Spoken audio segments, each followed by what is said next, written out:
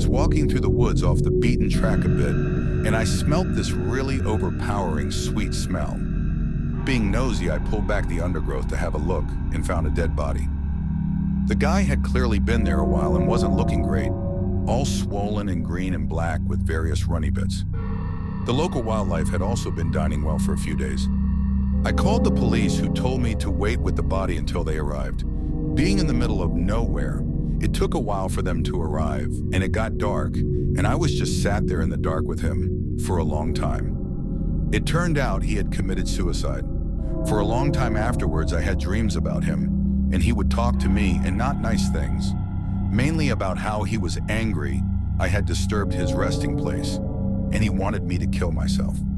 Probably just my imagination, but all pretty disturbing at the time. He still turns up in my dreams from time to time, and no doubt will be tonight after typing this.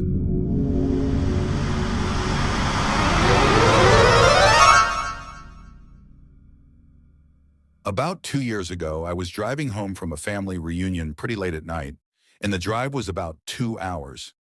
I didn't stay the night because I had to be back for work the following day.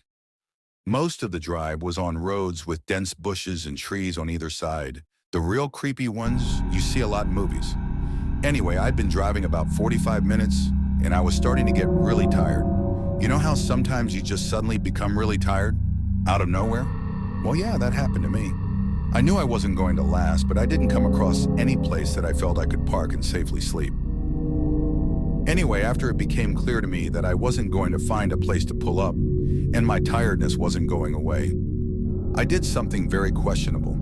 I pulled over to the side of the road onto the grass, behind some bushes, to try and hide my car from anybody else who was going to come past. The roads weren't empty. I came across another car every few minutes or so. I made a mental note that the time was 11:22 and then fell asleep. Sometime later, I was awoken by a scratching sound. I looked at the clock, 11:50. The sound stopped after a few seconds, and because I was still extremely tired, I didn't bother looking around and simply went back to sleep. I was later awoken by the same sound, and it was now 12:40. This time it really freaked me out because the sound didn't stop. The thought ran across my mind that it was just an animal inspecting the car, but why would it return almost an hour after it had left the previous time? I looked in my rearview mirror and just managed to catch a glimpse of something running away into the forest. Now, at the time, I thought it was the damn hook killer. You know, the one that scratched that couple's car and then slaughtered the guy when he got out to investigate? Fuck that, I thought to myself. So I got out of there. There was a bend no more than 100 yards up the road, and as I came around it, there was a fucking car, parked off to the side of the road with the driver's side door opened. I slowed down just to look to see if anyone was in there. There wasn't. Then I looked at my rearview mirror.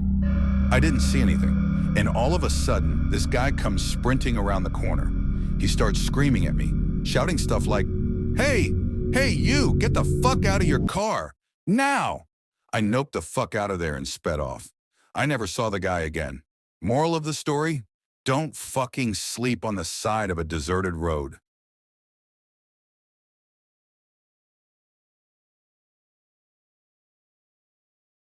I would call it creepy more than scary, but my mom's friend had a small house and lived alone.